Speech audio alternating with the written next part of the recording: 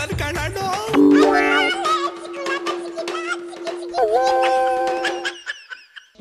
ಗೋಪಾಲಣ್ಣಿ ಕೊನೆಗೂ ಯತ್ನಾಳಿಗೆ ನೋಟಿಸ್ ಕೊಟ್ರಂತೆ ಕಣ.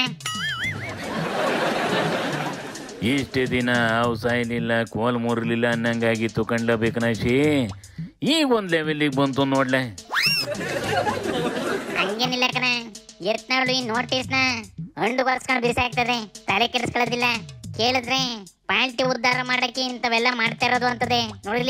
ನೋಡ್ರಿ, ನಾವೆಲ್ಲರೂ ಪಕ್ಷದ ಹಿತದೃಷ್ಟಿಯಿಂದ ನಿರ್ಣಯವನ್ನು ಸೂಕ್ತ ವ್ಯಕ್ತಿಗೆ ಮಾಡಿರೋದು ನಮ್ಮ ಒಂದು ಸ್ಟ್ಯಾಂಡ್ ಇದೆ.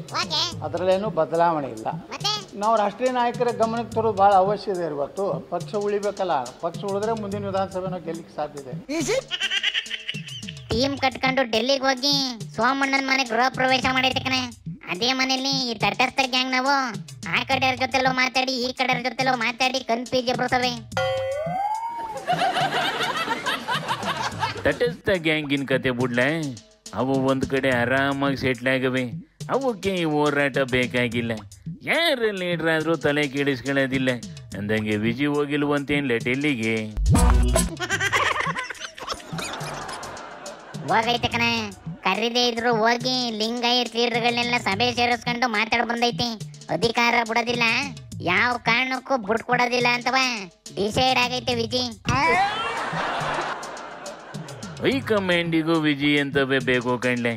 ಎಷ್ಟೇ ಆದ್ರೂ ಸರಿ, ಖರ್ಚು ಮಾಡ್ತೀನಿ, ಆಪರೇಷನ್ ಮಾಡ್ತೀನಿ, ಸರ್ಕಾರ ತಗೋಬೋತೀನಿ, ಹೈಕಮಾಂಡ್ನೂ ಸಾಕ್ತೀನಿ ಅನ್ನವೇ ಬೇಕು. ಈ ಯತ್ನಾಳು ಅಂತವನ್ನ ತಗೊಂಡು ಏನ್ ಮಾಡ್ತಾವಲ್ಲ? ಯತ್ನಾಳು ಡಿಕೆಗೆ ಜಾಸ್ತಿ ಜನ MLA ಸಪೋರ್ಟ್ ಐತೆ ಕಲ್ಲಣ್ಣ. ಯತ್ನಾಳು ಜೊತೆಲವೇ ಆಪರೇಷನ್ ಮಾಡೋ ಕೆಪಾಸಿಟಿ ಇರೋ ರಮೇಶ್ ರಾಮುಲು ಎಲ್ಲ ಅವೇ.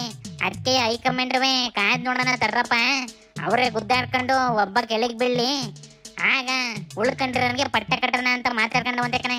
ನಾವು ಮೊನ್ನೆ ಬಂದಿದ್ದು ಫೌಂಡೇಶನ್ ಹಾಕ್ಲಿಕ್ಕೆ ಬಂದಿದ್ದು.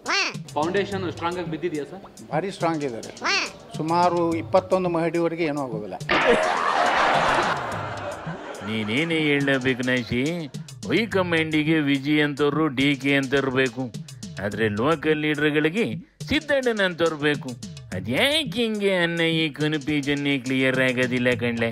ಕನ್ಫ್ಯೂಷನ್ ಇರ್ಲಿ, ರಾಮುಲು ಆತು, ಸುಧಾಕರ್ ಆತು, ಈಗ ಮುನ್ರತ್ನ ಸಿದ್ದಣ್ಣನ ಹೊಗಳ್ತಾ ನೋಡಿಲಿ. ಸಿದ್ದರಾಮಯ್ಯನವರು ಇವತ್ತು ಒಂದು ಭಾಷಣದಲ್ಲಿ 2 ಗಂಟೆಗೆ ಬರ್ತಾರೆ ಅಂದ್ರೆ 6 ಗಂಟೆಗೆ ಹೋದ್ರು ಜನ ಕಾಯ್ತಾರೆ. ಆ ರೀತಿ ಯಾರಿದ್ದಾರೆ ಕಾಂಗ್ರೆಸ್ ಪಾರ್ಟಿಯಲ್ಲಿ?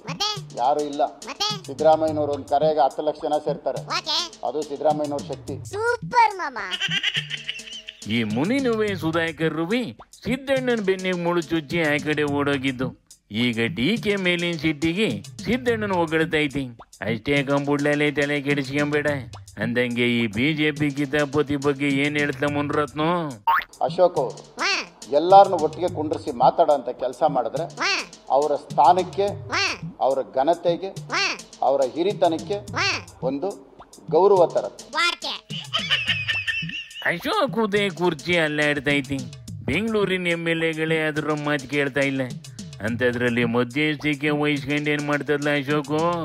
ಸುಮ್ಮಕ್ಕೆ ಮಧ್ಯ ಕುಂತ್ಕೊಂಡು ಎಲ್ಲರೂ ನೋಡಿ ಎದ್ದು ಬರ್ತದೆ ಅಷ್ಟೇ ಕಣ್ಣೆಲ್ಲ. ಶಿವನಿ ಶಂಭುಲಿಂಗ.